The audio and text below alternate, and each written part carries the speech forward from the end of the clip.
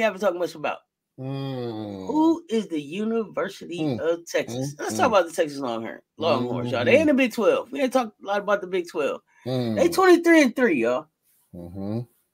23-3. They led by that freshman Madison Booker.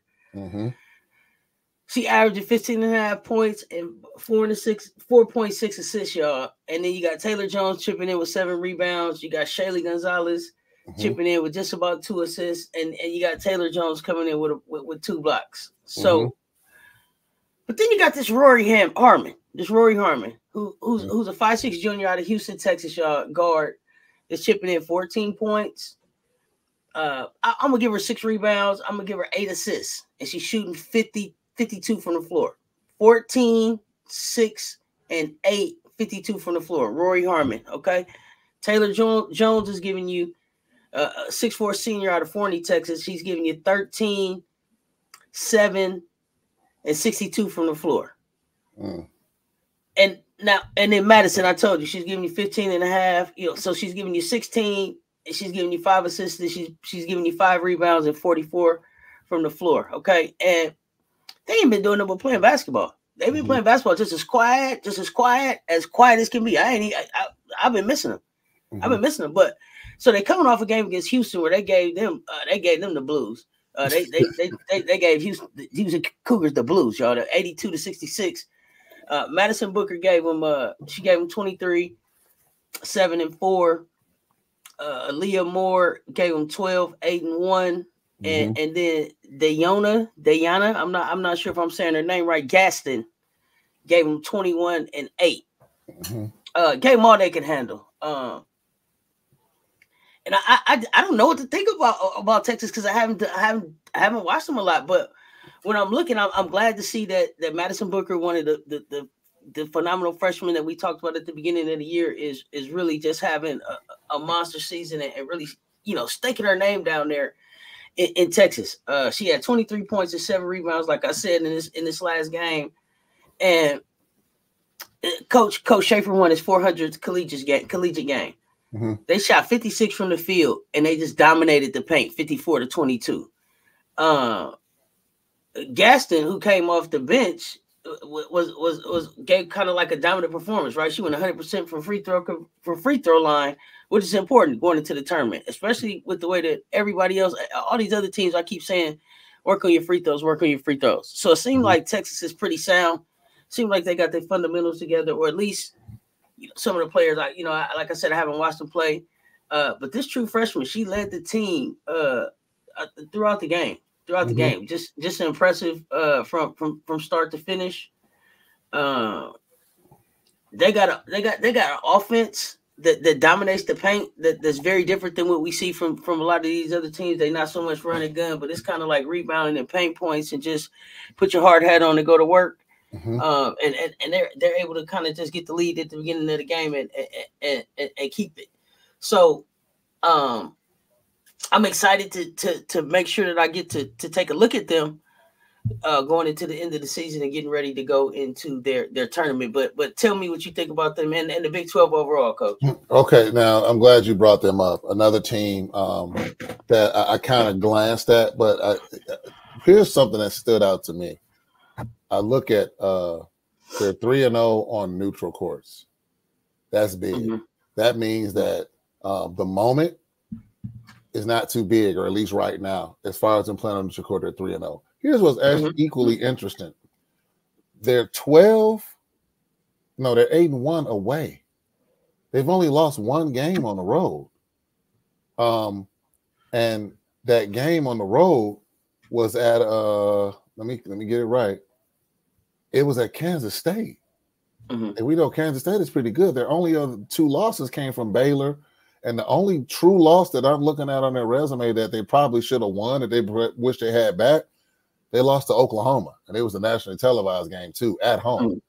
Oklahoma came in there and beat them. And I don't even think Oklahoma was ranked at the time. I don't know. Don't quote me on that. But so, like you mentioned, their presence at 3-0 neutral, 8-1 away, they're on a current 5-game winning streak. The way they're winning games, like you said, I think that they're kind of one of those, I don't want to say disrespected, but just kind of like Not on anybody's radar. They also just beat the team we were talking about, Oklahoma State. They beat them by 10 in Oklahoma. So it's like they're going on the road and beating teams. And then, they got their lick back. They beat Baylor at home. So it's like they're very versatile. They're about 8 deep on their team, as you already mentioned. When you look at their team, as far as like on the court, you are surprised that a lot of their points are generated from down low. But they're another one of those teams. Now, the Big 12 overall, you got some teams in the Big 12. Of course, we got Kansas State. We got they beat Oklahoma State, not Oregon State. Correct. Okay. They got you. Oklahoma State. But they got some in the Big 12 overall. You got some competition. You got Baylor. You got Kansas State. You got Oklahoma State. I mean, you got some teams in there. Would you say that Texas is your team that you like out of the Big 12, or you like somebody else out of the Big 12 better?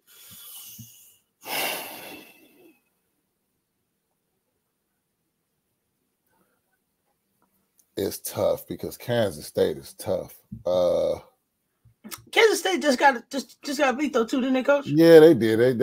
They came to the tree, but I'll say that for our live shows because I like the audience to sing along with the tree. But okay.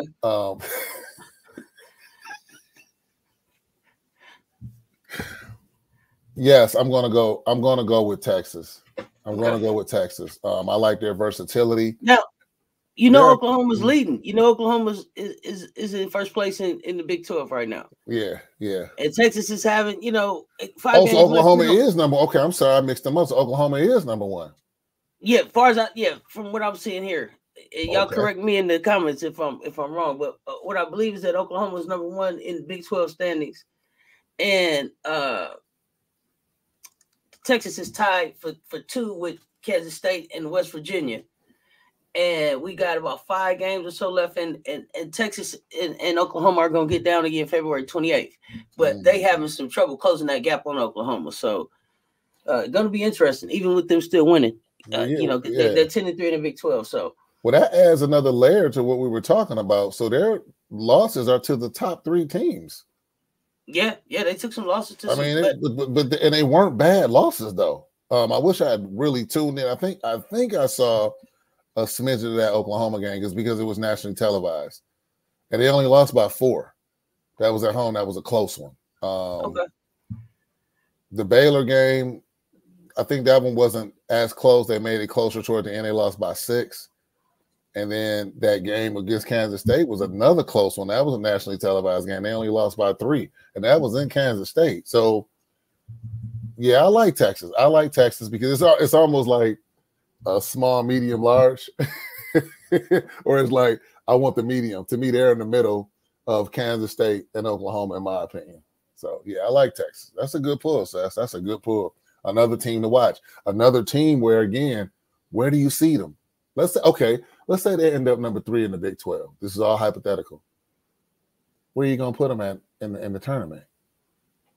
Well, I'm looking at them, and Texas has been, it looks like, pretty much a solid 5. A solid 5. A solid 5 ranking. 3, 4, and 5 as we since November, but since November they've been like a solid 5. And so I'm gonna say that I think that's a pretty good number for them. I think 3 they seed, are a 5. So 5, I give them a 3 seed, but it's also going to depend if they go in here and win this Big 12 because you're 10-3. So if you go in here and win the Big 12, maybe I look at you as like a 4. I think they're going to be a 4 or 5. I think they're going to be a 4 or 5. I don't even know if that would be a 3. They win the Big 12. You don't think they get higher than the 3 seed? If they win the Big 12, yes, absolutely they go higher. But not winning the Big 12 and where they at right now, I see them as a 4 or a 5 team, 4 or 5 seed. I wouldn't even give them the 3 only because they lost at Oklahoma, and Oklahoma was ranked less. Oklahoma was ranked 23, so they lost to a lower ranked seed. They lost to Kansas State. Kansas State was ranked 7. They lost to another lower ranked seed that they lost to. I take a big look at the ranking matches. matchups. They lost also to Baylor. Baylor was ranked lower than them. So, when I'm looking at, some of their wins, Jackson State, Arizona, they beat UConn, as they should have. UConn was ranked 15, but those are some of the things that factor into what I'm looking at. So yeah, 4 or 5. I'll give them a 4 or 5 just because they lost to some teams that I don't think that they should have, especially Oklahoma. And it looks like they got Iowa State left. They've got Texas. Yeah, they got Texas Tech. I mean, they got Iowa State, Texas Tech, UCF, Oklahoma, UCF, UCF, and BYU. Yeah. So. That Oklahoma game is going to be important. So right now I'm saying they're 4 or 5. I'm saying they're 4 or 5. Yeah, like you said, I know they circled that Oklahoma game, and then that Big 12 championship starts in March. So yeah. Oh, and it's in Kansas City. Interesting. So we know that they do well on the neutral court, so that may be good pull, Cess. Good pull. Yeah, Texas is another one. That's a good pull. Texas is one to definitely watch. I think that they're well balanced. Yes. Like I said, I like the fundamentals. I feel like the coaches. He's strong. He has a good. He has the ear of his locker room. I feel like everybody knows their roles. Everybody's comfortable with what they're doing, and he's allowing the freshmen to kind of just develop and kind of just go. He's not putting any reins on her. So I think they're going to be in a good position. Like I said, especially if they win that Big 12, solid 4 or 5 team coming out. It could definitely be some bracket busters. I don't know if people, because I don't know if people have been watching them. It's hard enough to try to watch the Pac-12. I'm not hearing anybody talk about Big 12. Yeah. So unless they're playing an SEC team or one of the ACC teams or something like that. So they're gonna be a sleeper. They're definitely going to be a sleeper. Nothing like a Cinderella, because I think, at a 5, you're not a Cinderella. Right, but I just think, I think they coming in and they, everybody, they forgot about them. They're going to show up, maybe they might show up best dressed in their bracket. When you talk about experience, you understand everything that they've been through. So, they got the chance to show up, like I said, and really make some noise. And I like I think I like the balance of their team. I like that they got some veterans, they got a freshman, they got everybody, they got a solid core, and then they got people that are chipping in kind of regularly. So they got people that they can go to. It looks like from looking at the stats and paper that when they need a closer, they know where they're going, and they definitely have some go-to plays that get them through some tough games. So excited to see what they're gonna be able to bring into March, but definitely want to see how they finish up. But I expect them to finish strong. I don't see much on their just the Oklahoma much on their on the schedule in the way of competition. Yeah, they're one of those teams, like you said. It's like, are they really a bracket buster when you look at their record, what they've done, the conference that they're in? Like you said, the conference does not get a lot of attention. Are they really a bracket buster like that? Now, I would consider them a bracket buster if they make it to like the Elite 8. Yeah, they bust. I think they're a bracket buster in the sense of like, how some of them Jordan colorways come out. You like, I don't know if I want that one until you see it in person, and it's like, ooh, see it on gotta have it. Yeah, but you didn't bet on that one. You didn't go in the. You didn't jump into the lottery to try to get it, right? Nobody's jumping in the lottery about University of Texas, but when you see them live, it's gonna be like, ooh, I might have should have got that one. You know what I mean? Yeah. It's that type of feel for me sometimes with teams, and that's what I'm thinking about University of Texas. It's gonna be that tennis shooter. Just like, I might I'm gonna have to pay that GOAT money for it. I could have had it in the lottery, kind of like that, but it's just my that's funny because I immediately thought about my Lightning Force by Jordan. Okay. I was like, man, I'm not getting those. Like, that color, what? I tried them on. I was like, oh, I need to have these. The gray on top of the Lightning, like the yellow, like, I never thought they would work. But I looked at them more and more and said, I kind of like these. Now that's how I feel about my chocolate and suede, my chocolate soft leather Air Forces. Well, and it was like, those. It was like, oh, really? Wow, gotta have them. And then it's like, now I got him. It's like, I don't want. I gotta break him out right at that right moment. You can't just waste it. You can't waste them. You know. So. And when you wear them, people gonna be like, "Man, those are cold." You gonna be like, "Yeah, just a little something I picked up." You walking around here looking like a black and mild. I'm trying to tell you, Coach. Put some khaki on with it or something. Around here looking like a black and mild for real. Yeah, exactly. So we know who University of Texas is. We done went all over the place and back around. Big 12. This is my favorite right now. Again, I haven't watched a lot of the Big 12, but I'm watching University of Texas. I'm just excited about the freshmen anyway. Yeah. We started our journey talking about some phenomenal freshmen, and Madison Booker was definitely one that we brought up. Have not had an opportunity to get back and give this young lady a lot of coverage, but from the numbers, Ridgeland, Mississippi has to be happy because she is showing up and doing that work. And again, here I am talking about Mississippi again. It's something that water down there in this basketball. I'm gonna get down to the bottom of it. It's something going on down there. So listen, and she's not by any means leading any categories as far as points, rebound, assist, field goal percentage overall in college hoops. I understand that. But the impact that she's making on the team, the hustle plays that she makes, the stuff that she's learning to do and showing that she's comfortable to do, that doesn't show up in the stat boxes, really impressive to me just from what I've seen from highlights. So again, excited to see the freshman lock in and get it done, especially wearing that number 35. She got a lot to live up to. But and that's the thing too. You all, though our fans know. We look at freshmen a little different, maybe from a lot of the different shows that you may have tuned into. We look at, when you think about the overall, you have someone that was literally a senior in high school, regardless of what they were doing. Most of them, obviously, if they're top recruits, they led their respective high schools in scoring or whatever the case may be. But to make the leap from high school to college, the collegiate level, and still have a contribution, that's impressive. Like Seth said, some have come in like a Hidalgo and said, "Look, this is my team. I'm taking over." Like Juju, "Look, this is my team." You have some freshmen that came in and actually came in better than they were in high school. Like this. Not only that, Coach, I don't mean to cut you off, but let me throw this in too. They haven't hit this freshman wall. None of them. All of the ones that we dubbed as phenomenal and with a high ceiling haven't hit any freshman walls. Now, I don't know if they'll have.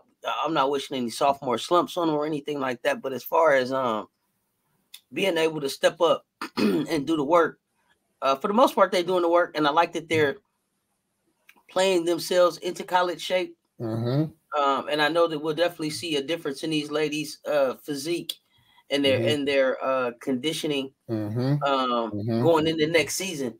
But they're continuing to just play and pick up the game and get, I think, some valuable real game experience for the college level for these true freshmen. And I love to look at it because I like to look at how they fit into the system they're in. Like, for example, for Wiley, I think we all agree if Wiley was on any other team, high profile or not, she would probably have second or third leading scorer, assists, all of that, because she's a phenomenal talent. But you put her in the talent pipeline of a South Carolina, and we're still seeing the flashes and glimpses because that's exactly what Coach Staley wants to do. And I want to say, Malaysia may be the third leading scorer. She's averaging like 12 points a game, so she may be third. Yeah, and look at that. Look at how she's being brought along. She may be third leading scorer. She's definitely that instant offense. Off the bench, almost like a mini microwave, like a microwave. Yeah. You give that talent to any other coach in women's collegiate basketball right now, and not only is Fuali starting, but she's probably putting up some heavy numbers. But I like to see the dynamics. I like to see the dynamics of the freshmen, where they come in, what they're doing, how they fit into their system.